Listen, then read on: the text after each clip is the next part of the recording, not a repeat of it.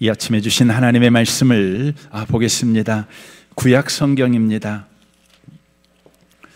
창세기 말씀입니다. 구약 성경 창세기 28장입니다. 제가 가지고 있는 성경으로는 41페이지에 있습니다. 41페이지 구약 성경 창세기 28장입니다. 10절 말씀부터 19절까지 말씀을 보겠습니다. 10절부터 19절까지입니다. 기록된 하나님의 말씀을 같은 목소리로 읽겠습니다. 읽으실 때 하나님의 음성을 듣는 복 있는 시간 되시기를 바랍니다. 읽겠습니다. 야곱이 브엘세바에서 떠나 하란으로 향하여 가더니 한 곳에 이르러는 해가 진지라. 거기서 유숙하려고 그곳에 한 돌을 가져다가 베개로 삼고 거기 누워 자더니 꿈에 본즉 사닥다리가 땅 위에 서 있는데 그 꼭대기가 하늘에 닿았고 또 본즉 하나님의 사자들이 그 위에서 오르락 내리락 하고 또 본즉 여호와께서 그 위에 서서 이르시되 나는 여호와이니 너희 조부 아브라함의 하나님이요 이삭의 하나님이라. 내가 누워있는 땅을 내가 너와 내 자손에게 주리니 내 자손이 땅의 티끌같이 되어 내가 서쪽과 동쪽과 북쪽과 남쪽으로 퍼져나갈지며 땅의 모든 족속이 너와 내 자손으로 말미암아 복을 받으리라. 내가 너와 함께 있어 내가 어디로 가든지 너를 지키며 너를 이끌어 이 땅으로 돌아오게 할지라. 내가 내게 허락한 것을 다 이루기까지 너를 떠나지 아니하리라 하신지라. 야곱이 잠이 깨어 이르되 여호와께서 과연 여기 계시거늘 내가 알지 못하였도다. 이에 두려워하여 이르되 두렵도다. 이곳이여 이것은 다름 아닌 하나님의 집이요 이는 하늘의 문이로다 하고 야곱이 아침에 일찍 일어나 베개로 삼았던 돌을 가져다가 기둥으로 세우고 그 위에 기름을 붓고 그곳 이름을 베델이라 하였더라. 이 성의 옛 이름은 누스더라. 아멘. 아멘. 읽은 말씀에 의지해서 샤인코스 5번째 메시지를 전하겠습니다. 하나님의 뜻은 무엇인가라는 제목으로 하나님의 말씀을 전합니다. 우리가 예수 믿는 사람이라면 우리의 간절한 기대와 소망은 하나님의 뜻대로 사는 것입니다. 그래서 우리는 늘 하나님의 뜻을 묻습니다. 주님, 주님의 뜻대로 살기를 원합니다. 어떤 것이 주님의 뜻입니까? 이쪽입니까? 저쪽입니까? 이 사람입니까? 저 사람입니까? 이 일입니까? 저 일입니까? 그만둘까요? 계속할까요? 우리는 이런 식으로 늘 하나님의 뜻을 묻습니다. 왜 이런 식으로 하나님의 뜻을 묻습니까? 그것은 우리가 이해하는 하나님의 뜻은 더 좋은 선택을 하는 것, 곧 선택의 문제로 생각하기 때문에 그렇습니다. 그런데 혹시 이런 생각을 해 보신 적이 있으십니까? 나중에 우리가 죽어 하나님 앞에 갔을 때에 하나님이 이렇게 말씀하신다면 어떻겠습니까? 나는 네가 선생이 되기를 원했는데 너는 왜 기술자가 되었느냐? 나는 네가 음식점을 하기를 원했는데 너는 왜 세탁소를 했어? 나는 네가 김 씨와 결혼하기를 원했는데 너는 왜 이 씨와 결혼했니? 그러므로 너는 내가 원하는 대로 살지 않았으니 나는 너에게 벌을 내리겠다. 이렇게 말씀하신다면 여러분 받아들이겠습니까? 성경을 보면 이런 류의 하나님의 뜻은 그 어디에서도 찾아볼 수가 없습니다. 마태복음 7장 21절을 보겠습니다. 나더러 주여 주여 하는 자마다 다 천국에 들어갈 것이 아니요 다만 하늘에 계신 내 아버지의 뜻대로 행하는 자라야 들어가리라. 여기에서 하나님 아버지의 뜻이란 무엇을 의미하는 것일까요? 내가 어떤 대학에 가야 하나, 어떤 직업을 선택해야 되나, 누구와 결혼을 해야 하나 등 인생에서 아주 중요한 선택의 기로에서 선택을 잘못하면 지옥 가고 선택을 잘하면 천국에 간다는 것, 이것이 이 본문에서 말하는 아버지의 뜻이라는 의미일까요? 결탄코 그렇지 않습니다. 하나님은 내가 선택한 대학이나 내가 선택한 배우자나 내가 선택한 직업을 보시고 내 뜻 아니다, 너 잘못 선택했어, 이렇게 책망하시며 우리를 심판하시는 하나님은 아니십니다. 그럼 하나님의 뜻은 무엇일까요? 오늘 본문에서 우리는 살펴보아야 합니다. 15절 말씀입니다. 내가 너와 함께 있어 네가 어디로 가든지 너를 지키며 너를 이끌어 이 땅으로 돌아오게 할지라. 내가 네게 허락한 것을 다 이루기까지 너를 떠나지 아니하리라 하신지라 라고 말합니다. 하나님, 어느 쪽이 하나님의 뜻입니까? 라고 묻는 이들에게 지금 하나님이 대답하시는 것입니다. 네가 무엇을 선택하든 괜찮다. 왜냐하면 어떤 선택을 해도 하나님이 너와 함께 하실 것이기 때문에 그래 라고 대답하고 계시는 것입니다. 하나님의 뜻은 이것이냐 저것이냐의 선택에 관한 것이 아니라는 것입니다. 이것이든 저것이든 어떤 것을 선택하든 하나님이 우리와 함께 하신다는 하나님에 대한 믿음을 가지고 담대함과 당당함으로 바로 살아가는 것, 그것이 하나님의 뜻이다. 지금 이렇게 말씀하고 있는 것입니다. 에베소 3장 12절을 보겠습니다. 우리가 그 안에서 그를 믿음으로 말미암아 담대함과 하나님께 당당히 나아감을 얻느니라 말씀하십니다. 믿음의 장이라는 히브리서 11장을 보면 아브라함을 이렇게 소개합니다. 8절입니다. 믿음으로 아브라함은 부르심을 받을 때에 순종하여 장래의 유업으로 받을 땅에 나아갈새 갈 바를 알지 못하고 나아갔으며 라고 말합니다.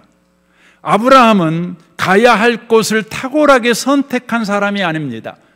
아브라함은 가야 할 곳을 몰랐습니다. 그래서 헤매는 인생을 살았습니다.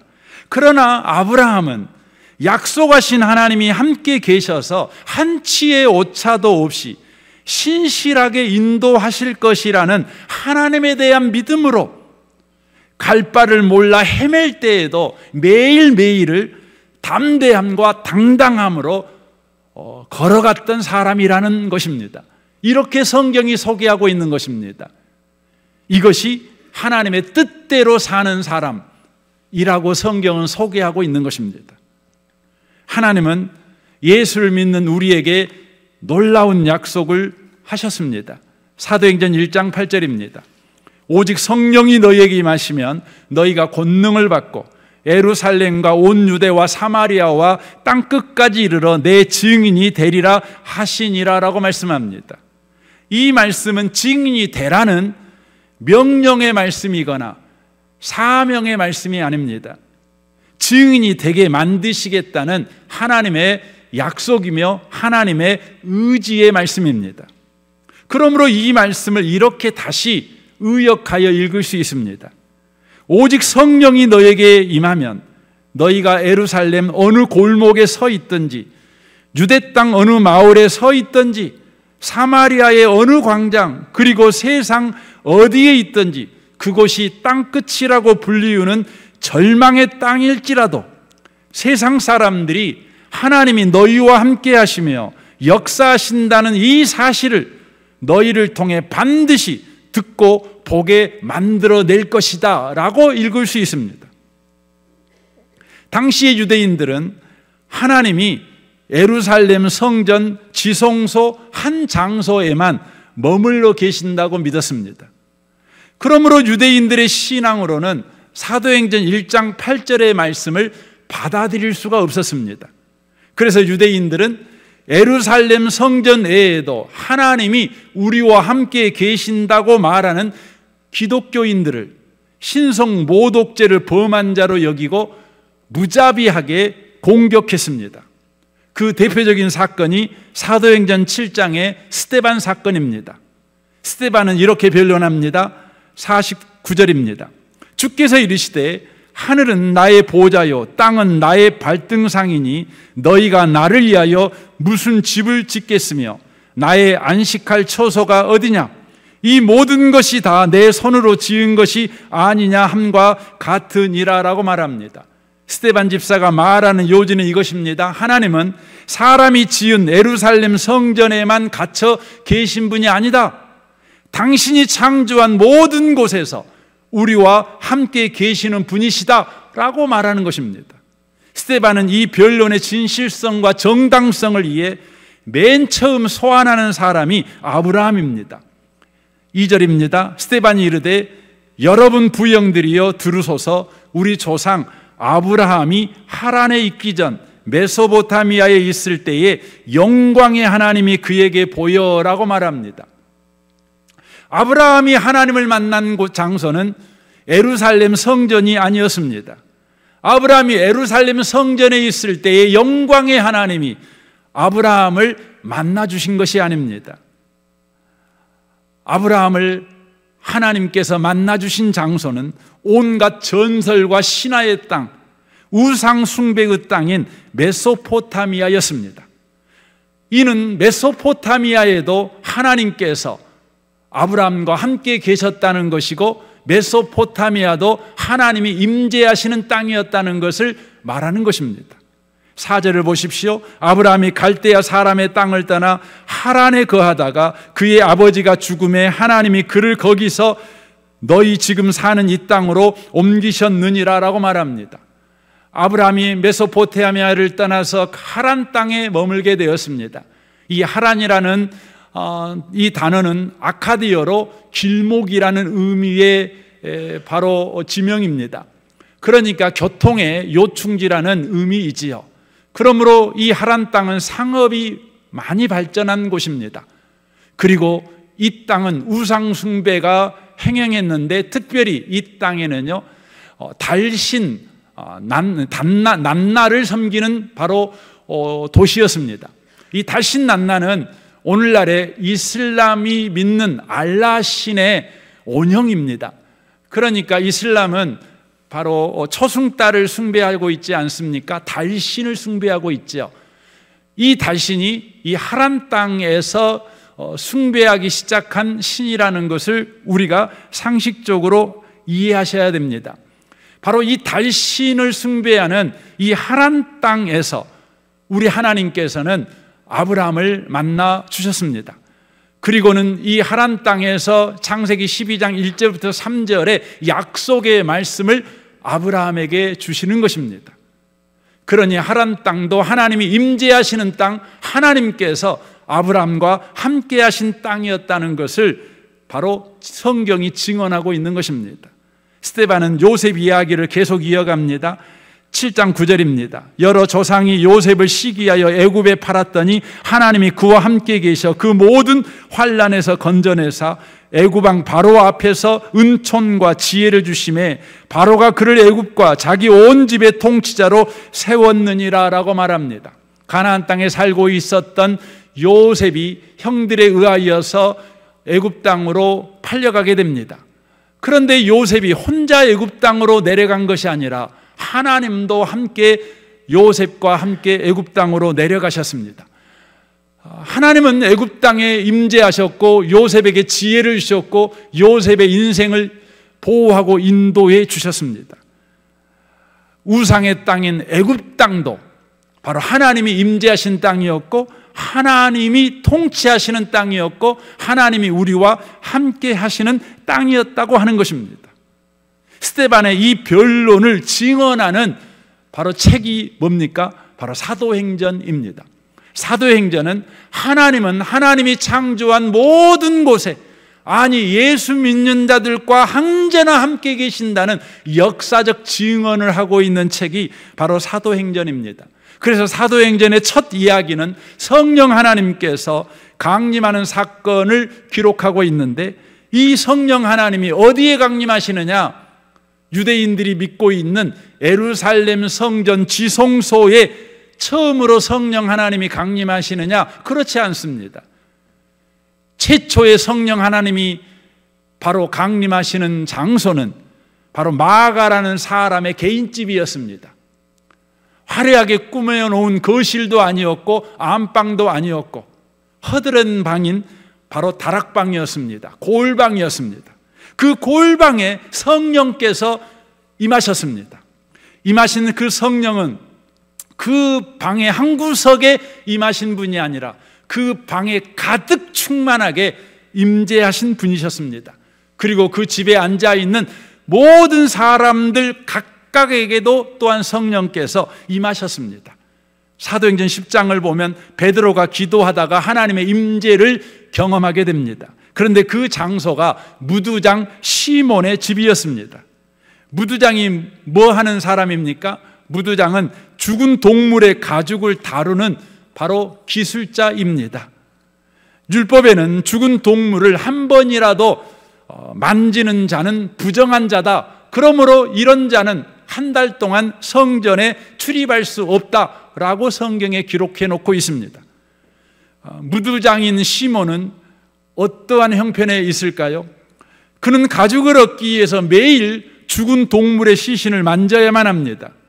그러니 무두장 시몬은 영원히 성전에 찾아갈 수 없는 바로 하나님에 의하여 부정된 자, 하나님이 버린 자가 되는 것입니다. 그러나 하나님께서 어떻게 하셨습니까? 친히 무두장 시몬의 집에 찾아오셨습니다. 무두장 시몬의 집은 하나님이 임재하는 바로 지성소였고, 하나님이 바로 베드로와 무두장 시몬과 함께 하고 계신 바로 현장이었다고 하는 것이죠. 사도행전 12장에 보면 베드로가 감옥에 갇힙니다. 그런데 그 감옥에 하나님이 임재하십니다. 사도행전 16장에 보면 바울이 빌립보 감옥에 갇힙니다. 그런데 그곳에서 또한 하나님은 임재하십니다. 사랑하는 성도 여러분, 우리 하나님은 아브라함이 거했던 메소포타미아에도, 하란 땅에도, 가나안 땅에도, 가나안 땅 이곳저곳 그가 옮겨 다닐 때마다 하나님은 아브라함과 함께 하셨습니다. 야곱과도 함께 하셨지요. 오늘 본문에도 말씀하지요. 야곱이 그래서 잠이 깨어 말합니다. 여호와께서 과연 여기 계시거늘 내가 알지 못하였도다. 여호와께서 과연 여기 계시거늘 내가 알지 못했도다. 이렇게 고백하고 있는 것이죠. 그리스도인이 인생에서 만들어내는 가장 큰 문제, 그것은 무엇일까요? 그것은 하나님이 지금 여기에 우리와 함께 계신다, 이것을 놓치고 사는 것입니다. 지금 우리의 손을 잡고 함께 걷고 있는 하나님이시다, 이것을 저와 여러분이 모르고 사는 것입니다. 이것이 그리스도인이 인생에서 만들어내는 가장 큰 문제입니다. 여러분이 지혜가 없어서 만들어내는 문제가 있겠지요. 여러분이 실력이 없어서 만들어내는 문제가 있겠지요. 여러분의 성품이 못나서 만들어내는 문제가 있겠지요. 여러분이 분별력이 없어서 만들어내는 문제도 있겠지요. 하지만 그런 문제들은 여러분 시간이 지나면 다 해결될 문제입니다. 그러나 여러분과 저의 인생에서 우리가 만들어낸 가장 치명적인 문제, 가장 고통스러운 문제, 바로 그 문제는 무엇에 의해서 만들어집니까? 하나님이 지금 나와 함께 계신다, 이것을 여러분과 제가 놓치고 살 때예요. 저는 여러분을 축복합니다. 이 진리, 하나님이 우리와 함께 계신다, 이걸 놓치지 않고 살아가시는 모든 분들이 다 되시기를 주님의 이름으로 축원합니다. 이 진리를 놓치고 살아갈 때요, 우리는 놀이동산에서 엄마의 손을 놓쳐버린 아이와 같이 돼버립니다. 압도하는 두려움이 침노당하는 인생을 살 수밖에 없습니다. 다윗은 시편에서 하나님의 임재가 느껴지지 않았을 때의 그 절망을 이렇게 절규합니다. 시편 55편 4절입니다. 내 마음은 진통하듯 뒤틀려 찢기고 죽음의 공포가 나를 엄습합니다. 두려움과 떨림이 나에게 밀려오고 몸소리치는 전율이 나를 덮습니다. 사람들은 극한 두려움과 공포 속에 들어가는 걸 몹시 싫어합니다. 그럼에도 불구하고 하나님을 놓치고 살아가는 사람들에게는 반드시 극한 두려움과 공포가 그의 삶을 압도해버리는 것입니다. 많은 사람들은 이 두려움과 공포의 원인을 잘 이해하지 못합니다.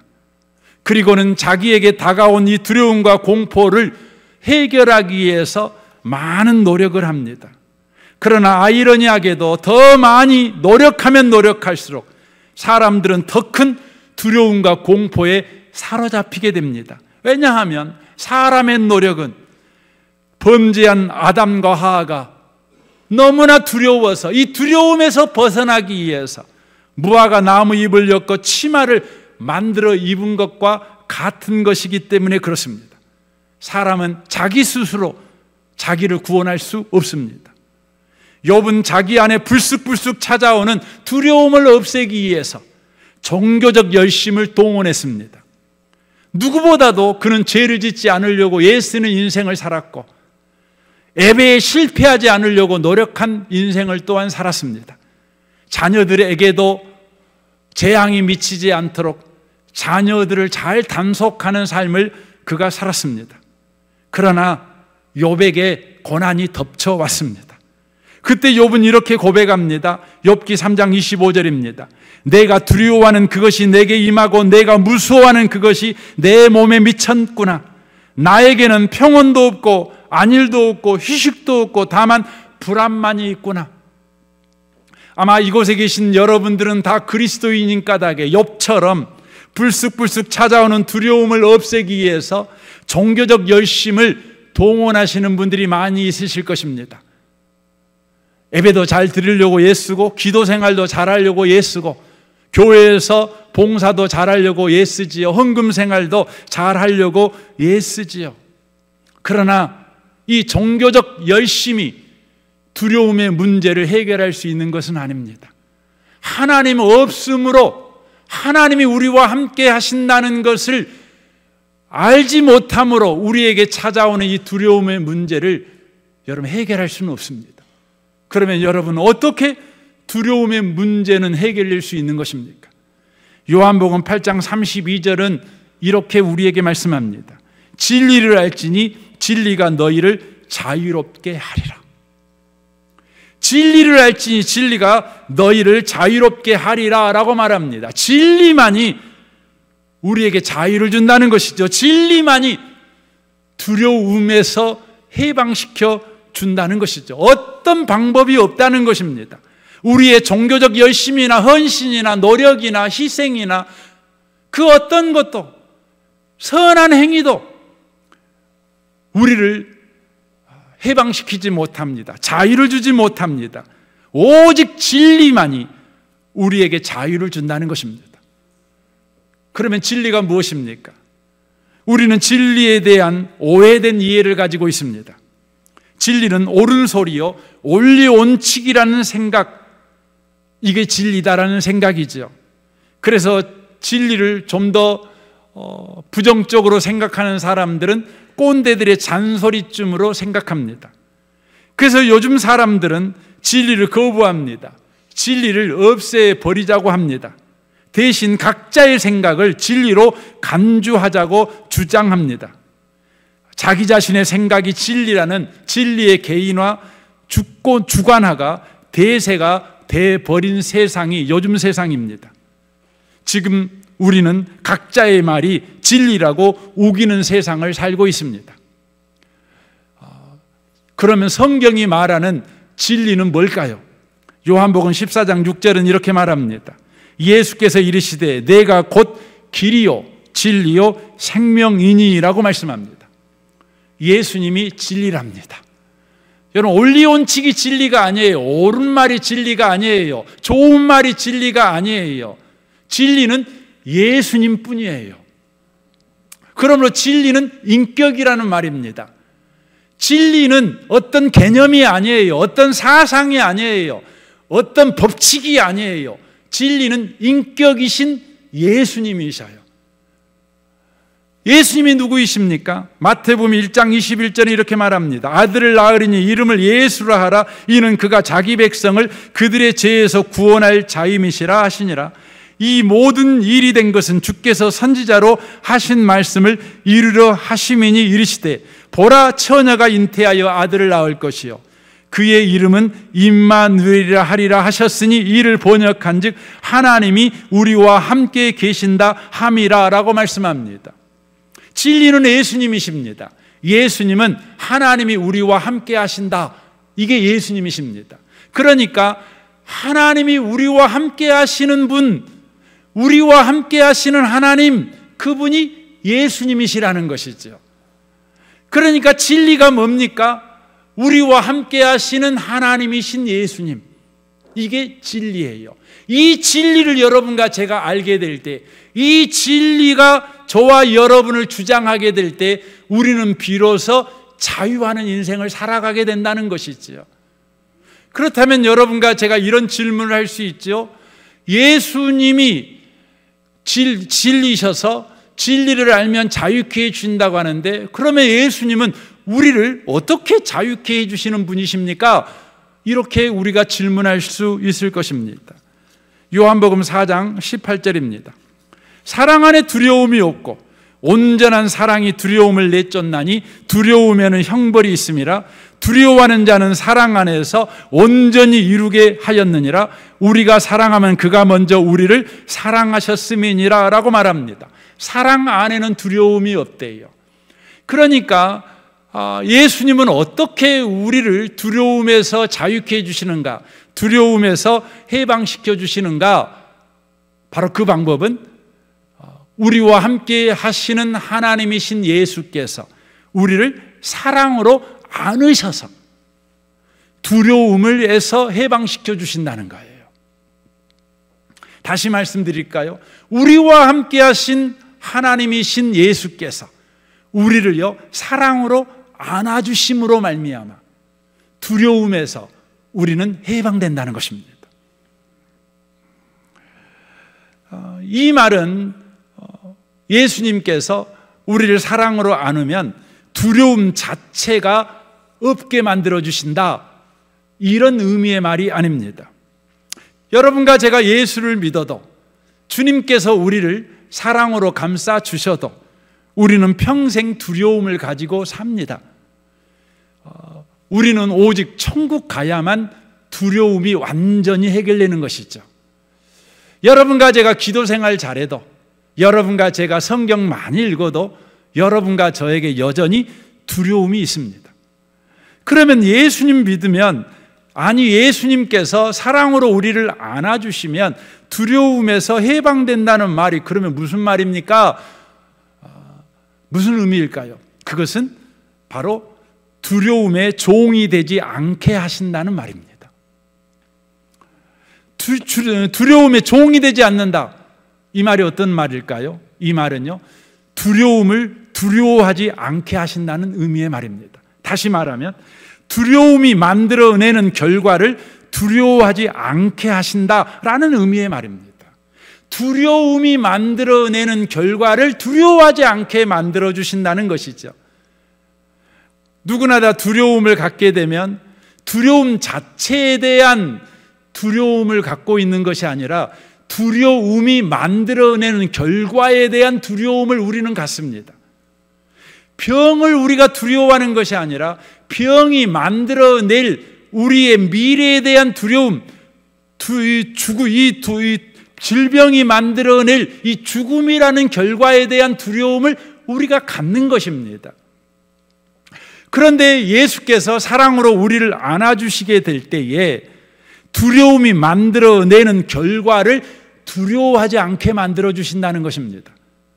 생각해 보십시오. 두렵지만 두려움이 만들어내는 결과를 두려워하지 않고 도리어 기대하고 소망한다면 여러분, 두려움이 저와 여러분들에게 몹쓸 것이 아니라 필요한 것이 되는 거예요. 굉장하지요? 어떻게 이 일을 하나님이 하시냐면, 함께 하시는 하나님이신 예수님께서 우리를 사랑으로 안아주실 때 일어나는 바로 두려움에서의 해방이라고 하는 것입니다. 그래서 성경은 이렇게 말씀합니다. 로마서 8장 28절입니다. 우리가 알거니와 하나님을 사랑하는 자, 곧 그의 뜻대로 부르심을 입은 자들에게는 모든 것이 합력하여 선을 이루느니라 라고 말씀합니다. 여기에 모든 것에는 두려움도 들어가 있습니다. 두려움도 합력한대요. 선을 이룬대요. 그러니까 두려움이 바로 주인이 되어서 일을 만들어내는 결과를 우리 인생에게 주는 것이 아니라 두려움을 바로 재료로 사용하셔서 하나님이 만들어내는 결과를 바로 저와 여러분에게 하나님이 주신다는 것입니다. 이것이 모든 것이 합력하여 선을 이룬다, 이렇게 말하는 것이죠. 바울은 이 하나님에 대한 것을 이렇게 고백합니다. 로마서 11장 30절입니다. 너희가 전에는 하나님께 순종하지 아니하더니, 여기서 너희는 이방인을 말하는 것이죠. 이스라엘이 순종하지 아니함으로 이제 국류를 입은 것이라 라고 되어 있습니다. 여기에 기가 막힌 말도 안 되는 논리가 써져 있어요. 우리가 예수 믿게 된 것은 이스라엘 민족이 순종하지 않아서 우리가 예수 믿게 되었다, 이렇게 성경이 써져 있는 것입니다. 합리적인 여러분 논리는 뭡니까? 유대인들이 예수 잘 믿어서 이방인들도 예수 믿게 되었다. 이게 합리적인 여러분 논리가 아니겠습니까? 그런데 성경의 논리는 우리의 이해로는 받아들일 수 없는 논리입니다. 이스라엘이 순종하지 않으니 이방인들이 예수 믿게 되었다, 이렇게 말합니다. 이와 같이 이 사람들이 순종하지 아니하니 이는 너희에게 베푸시는 국률로 이제 그들도 국률을 얻게 하려 하심이라 라고 말씀합니다.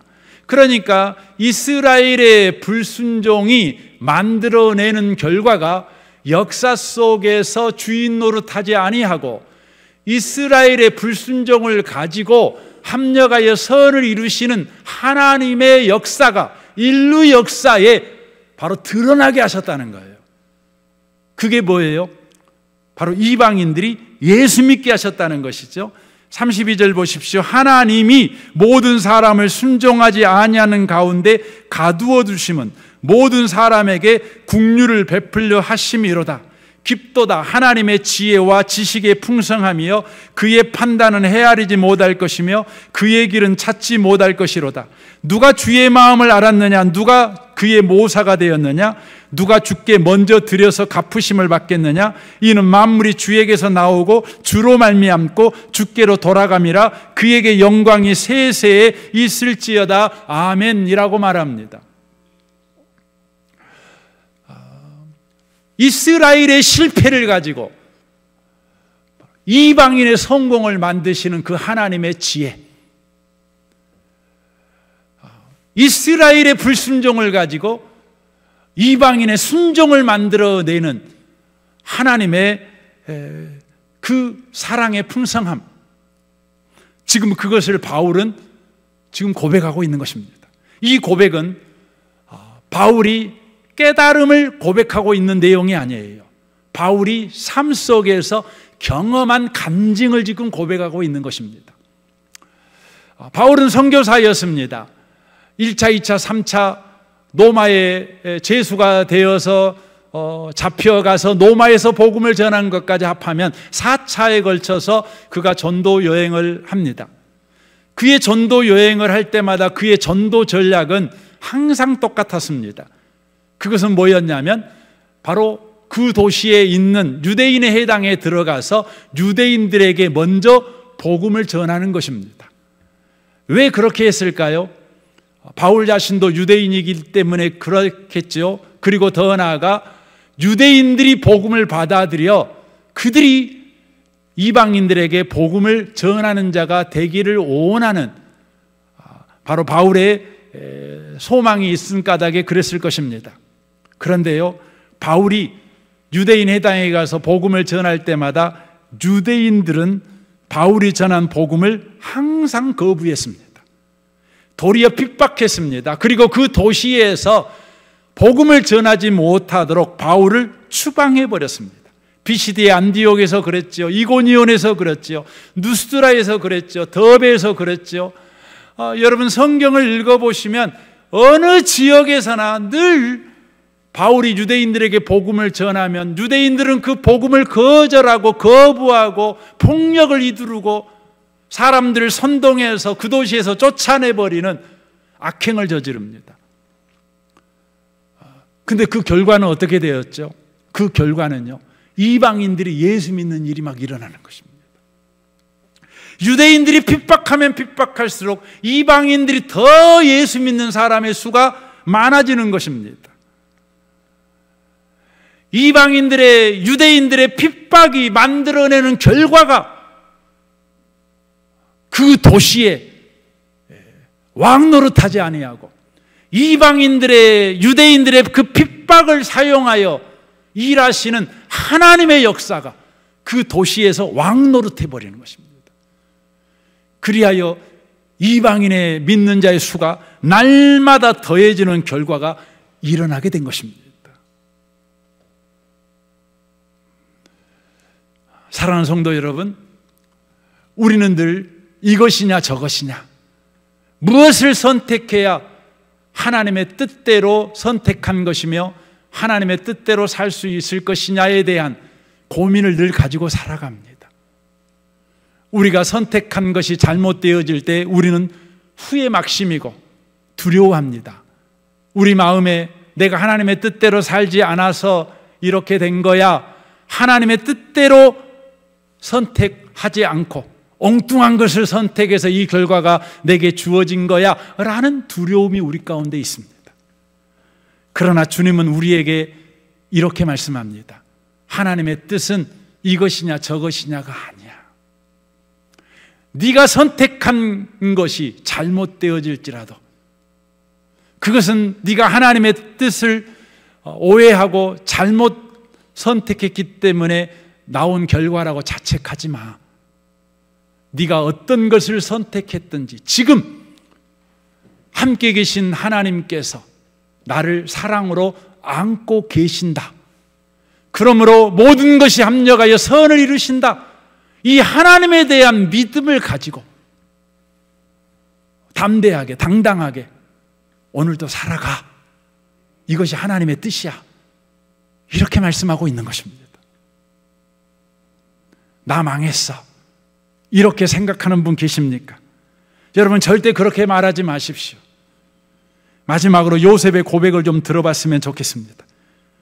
창세기 50장 19절입니다. 요셉이 그들에게 이르되 두려워하지 마소서, 내가 하나님을 대신하리이까. 당신들은 나를 해하려 하였으나 하나님은 그것을 선으로 바꾸사 오늘과 같이 많은 백성의 생명을 구원하게 하시려 하셨나니 당신들은 두려워하지 마소서. 형들이 요셉에게 행한 그 악행이 무엇을 만들어냈습니까? 요셉을 살게 만들었고 모든 이스라엘 민족 70명이 굶어 죽지 않고 살게 만들었다는 것이죠. 우리는 늘 우리의 선택에 후회합니다. 주님은 말씀합니다. 너의 선택에 후회하지 마. 너의 선택에 두려워하지 마. 네가 이곳을 가든 저곳을 가든 이걸 선택했든 저걸 선택했든 네가 기억해야 되는 것은 잘못 선택했다고 후회하는 것이 아니라 지금 하나님이 나와 함께 계신다. 이 하나님에 대한 믿음을 가지고 여전히 살아가는 거야. 이게 하나님의 뜻이야. 은혜의 복음교회 성도 여러분, 하나님의 뜻대로 살아가시기를 바랍니다. 이 은혜가 저와 여러분에게 있으시기를 주님의 이름으로 축원합니다. 아멘. 우리 같이 이 시간 기도하기를 원합니다. 갈라디아서 2장 10절에 보면 이렇게 말씀합니다. 이제 육체 가운데 사는 것은 나를 사랑하사 나를 위하여 자기 자신을 십자가에 못을 박으신 하나님의 아들을 믿는 믿음 안에서 사는 것이라. 주여, 우리는 늘 하나님의 뜻대로 살고 싶어서 잘 선택해야 된다는 강박을 가지고 삽니다. 잘 선택해야 된다는 두려움을 가지고 삽니다. 그리고 우리는 늘 후회하며 살아갑니다. 그러나 주님이 우리에게 말씀합니다. 이걸 선택했든 저걸 선택했든 너 후회하지 말고 함께 계신 하나님 믿어라.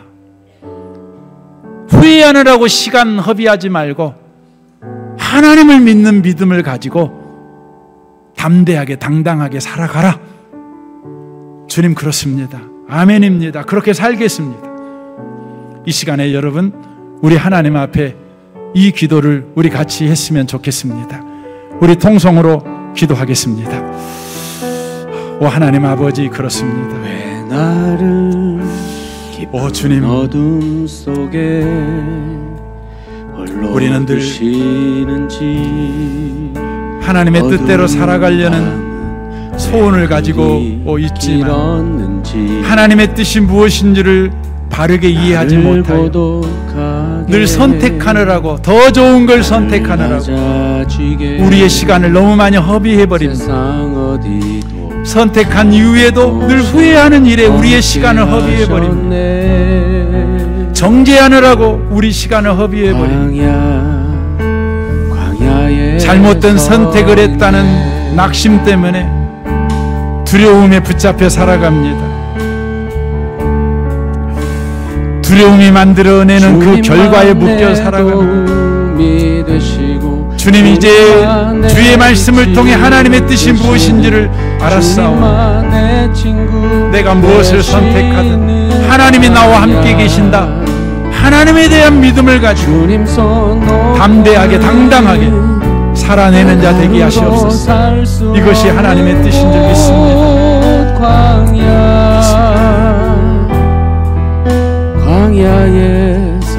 우리 함께 같이 고백했으면 좋겠습니다. 왜 나를 깊은 어둠 속에 홀로 두시는지 어두운 밤은 왜 그리 길었는지 나를 고독하게 나를 낮아지게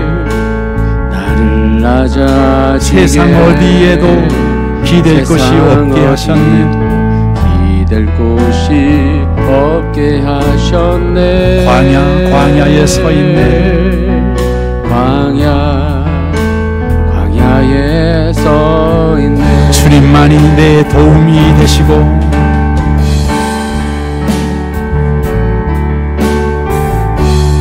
주님만 내 도움이 되시고 주님만 내 빛이 되시는 주님만 내 친구가 되시는 광야 주님 손 놓고는 단 하루도 살 수 없는 곳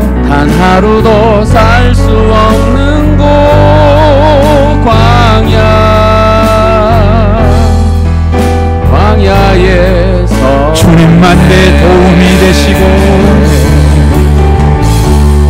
주님만 내 도움이 주님만 내 빛이 되시는 주님만 내 친구가 되시는 광야 주님 손 놓고는 단 하루도 살 수 없는 곳 광야에서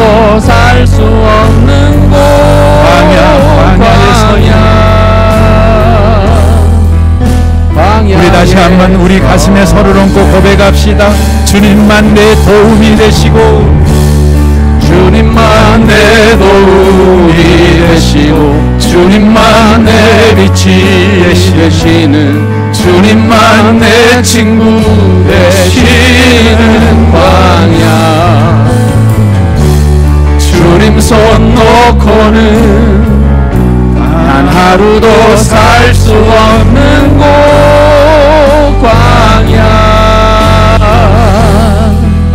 광야에 서 있네.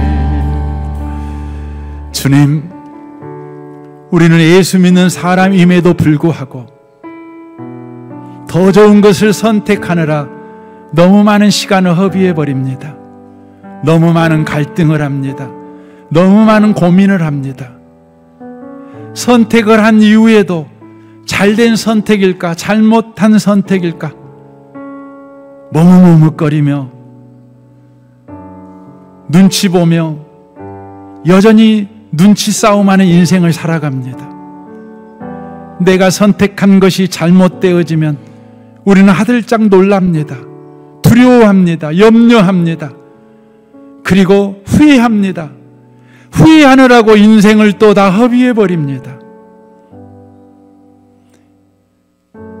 옳은 선택, 좋은 선택이 하나님의 뜻이라는 생각 때문에 그렇습니다. 그러나 주님은 오늘 말씀을 통해 하나님의 뜻을 우리에게 분명하게 말씀하셨습니다.